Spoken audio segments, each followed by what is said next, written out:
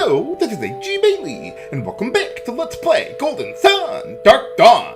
We're back at Yamata City here for a pit stop, and there's one thing that I want to rebuy from the equipment shops. The safety boots, which I will absolutely need for the super boss at the end of the final dungeon there. I'm not going to equip it right now, but I definitely need those for the strategy that I'll be using. And if you recall, during the ending, one of the pirates was saying something about a guy back at Yamata City who knew about some legendary treasure or something or other, whatever was going on there. And, well, this is the guy. Whoa! Calm down. I mean, I have beat the game. It's the smell! Oh, well, there's a lot of islands. Could you be more specific? Sure, why not? As long as you don't stab me in the back once we find the treasure there. That sounds great. Can I call you Seth? No, he's not in this game. That's another game of yours. But I do want to get over to wherever that island is. We'll see what's going on. Oh, really? Okay, sure, why not? But if it was so obvious, why didn't you go there first? Well, maybe he just doesn't have a ship or whatever. But alright, we can check it out. Now, you don't actually need to talk to that guy and have him with you in order to find that whirlpool. Once you've beaten the game, then it'll show up there. If you made your save file after the credits and all that stuff. The whirlpool's there, and you don't even need to bring this guy with you. I'm just doing it just to show you guys, hey, here's how you're supposed to know what to do and all that. Okay, so it should be directly south from here, or almost directly south. There we go. So yeah, if you tried sailing there before beating the game, it wouldn't even be there. It would just be, you know, more ocean, and that's that. I don't know how these different tiers of oceans work like that, but we'll just keep playing. But alright, we got a new enemy here, Lizard Savage. These guys are weak to Mars, but are otherwise pretty unremarkable. I don't think I'll be able to kill the one with Karis there, but I'll see what I can do. Let's see, these guys, they can debuff everyone's defense by 1/8. Although, if they do that, I would consider myself lucky instead of them doing something dangerous like actually attacking me. But alright. Now, the reason why I use the chili and pepper Djinn for killing enemies that are weak to Mars is because if I don't kill them, they can potentially stun them, and then I wouldn't have to worry about a potential counterattack or whatever. Not a literal counterattack, I just mean whatever they would do, since they're not dead. Alright, let's keep on going. Oh yeah, I rearranged my setup as I have listed in the video description there. So we got Himi as fast as I can go to potentially weaken enemies, like with her dragon spells or whatever there. Maybe use the Chain Genie for some pretty good damage. A lot of the enemies around here get way more HP than any of the enemies under the Eclipse. Kind of strange, but given where we're going, maybe not. Okay, there's another new enemy, Winged Dragon. Those guys are weak to Jupiter. And that is all. They are pretty unremarkable otherwise. I think Eoleo should be able to kill them with one Vortex. Oh, barely.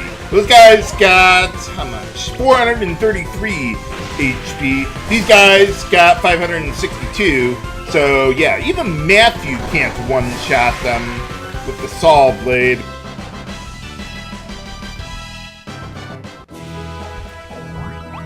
So if I need to, I can use like Ivy or Doldrum to crowd control them, but so far we haven't run into too many huge groups of enemies. Or too many enemies in one battle. Hey, how's it going? You find something? Oh, well, besides that... Nah, that couldn't possibly be true. You know which one of these whirlpools goes to Lemuria? No? Nah, we can't go there in this game. Alright, and another new enemy. Let's see. Warrior Bee. They are weak to Jupiter. They could potentially stun you if you leave them alive long enough. But these guys, I think they're the weakest enemy that you can meet up with around here, at least as far as HP goes. Yeah, 361 HP, so we can one-shot them with Bolt or Vortex. Those would be my most powerful Jupiter Djinn at the moment. Bolt can also stun an enemy, too. So, did you find anything? I guess not. Oh, well, gee, thanks! But alright, let's head on down to the depths of Crossbone Isle. And this is pretty similar to how it was in the first game, except there's no, like, bosses every other floor, however it was.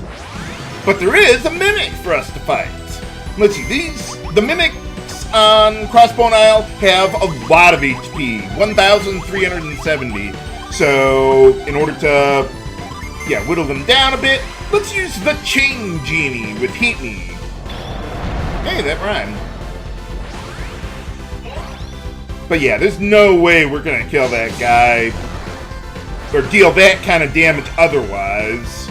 Unless I get, like, an Unleashed effect to happen, but getting it on cue would probably not happen. But otherwise, yeah, just like all the other mimics, it's weak to Mars or whatever. I don't think there's anything particularly special about this one, though. And let's see, for defeating it, we get a Psi Crystal to add to our collection, which we might need by the time we get to the end of this place.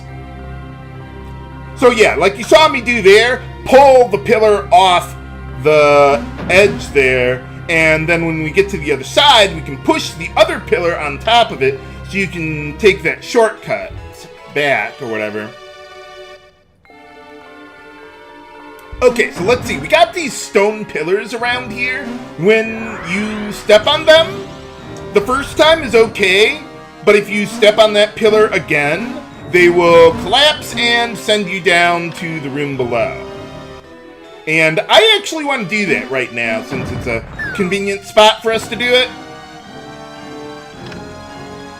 So I like to try and get as reasonably far back into the room as I can, and then drop down, so that way I don't have to do a whole bunch of backtracking around here, because in these lower rooms, they have some of the most powerful random enemies in the game. So I'd prefer to minimize the amount of time I spend down there. In these rooms, like the puzzle rooms, there's no enemies here, at least I've never met up with any of them in here, so don't worry about it. And it's also a convenient way to reset this room, because I wanted to go to the right first and not have to push the pillars back and forth over and over and over again. So yeah, I could have dropped down the stone pillar way at the top of that room, but that would have taken longer, so I figured, yeah, let's just do it this way. Yeah, unfortunately, the move synergy cannot go quite far enough to reach that other pillar, which is the idea. I mean, you wouldn't want to be able to skip all the neat little puzzles they got going on here. Okay, well, this treasure is pretty isolated, so we might as well just get that one first. And let's see. So, kind of like in the first game, we got, well, they're not doors, but there's these blue pillars that are blocking the doorways, and in order to get those blue pillars out of the way, you gotta move a stone pillar off of the glowy blue switch there. Now, there is that, well, whatever that thing is going on that's glittering light over there. And I'll check that out in just a moment. But I want to take care of my business with the blue pillars first. And then we'll check that out. You'll see why in a moment. Okay, so let's just get the shortcut going first. And then we'll go back to check out the swirling light there with Himi Search Synergy. And then we can... yeah, there's one more treasure up there to get. Even though I've only stepped on this pillar once and I'm putting my whole body weight on it, it doesn't seem to continue crumbling. I'm not really sure how that works, but okay. I'm an engineer, not a geologist. So yeah, there's the hidden red switch, so we can use that to get in there. So we don't need keys this time around to get in the rooms here. I do like how they have the references to the puzzles in the first game while changing it up quite a bit there. But alright, with an apple, boost Matthew's attack a little more, drop down here, and it lands me conveniently way in the back here. And there we get the Demon Mail, which is a very powerful piece of armor, but as the name would suggest, it is cursed. So I'm not going to use it right now, but eventually I will. Okay, so we're done with those rooms. Let's take out the next set of them.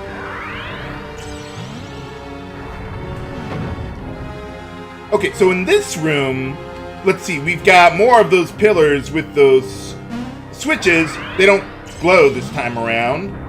Oh. Well, I can come back and do it later. I meant to do something else first, but it's not a big deal. But yeah, I want one... okay, these switches do glow. Okay, never mind. But yeah, you move the pillar onto the colored tiles. It raises up these pillars in the middle of the pitfalls there. So you're going to need to use those in order to get around the room and activate more switches and go back and forth a little bit until you get the right combination to get to the end of this place. Ooh, quality Zal. We're going to need some of that. I'm going to want to craft some more equipment with that stuff. But yeah, just leave, come back to reset the room here. And, well, this is what I meant to do when I first came into the room. But I got a little ahead of myself there. But that's okay. So yeah, I'm intentionally dropping down here to get as far into the back as I can. So you saw I was standing on a yellow pillar there, and then I deactivated the yellow switch, and that dropped me down into the floor below. And we got some Ori Halcon there that I'll want to use to forge some more ultimate than ultimate equipment. And here we got another new enemy, Thunder Lizards. Reminds me of a cartoon. Okay, so let's see. These guys have a little over 1,000 HP. What is that? Yeah, 1,071 there. They are weak to Venus. So I would want to use, yeah, like Flint, Chain. We should be able to kill one of them with those two. Meanwhile, I'll just crowd control the other one. Okay, one more. I wanted to use Flint instead of Geode because I figured Flint would be enough to finish the guy off without, or with, using Chain. But let's see. Yeah, I'm going to reset my Djinn here. I'm going to play it a little conservatively here. Maybe I could have had Karis or Matthew attack instead, but yeah, these guys got a lot of HP. I'm not sure I'm going to be able to kill them, even with Chain and Geode. But I'll see what I can do. Let's just keep on using Ivy, Doldrum, and all that stuff. We should be able to get pretty close to killing them, though. Let's see, I don't think there's anything really special about these guys. They can drop the, what is it? Vajra Mace, or however you pronounce it, I don't know. The ultimate mace in the game, but it's like an ultra rare drop, so yeah, don't bother. Maces are just so bad in this game. I mean, I guess early on they're okay, but late game, they get totally shafted. And let's see. Okay, there we go. I knew I was getting a little close there. So, yeah, it took a little longer than perhaps it could have, but that's alright. Man, we used a lot of Djinn in that fight. I like when I do that, when there's a fight that I have to use a whole bunch of different Djinn there. Add some variety to the mix. Okay, so now I want to get all of the pillars on their switches. So this is no turning back without pushing the pillar off the switch there. And let's see, there's one more treasure that I want to get up here.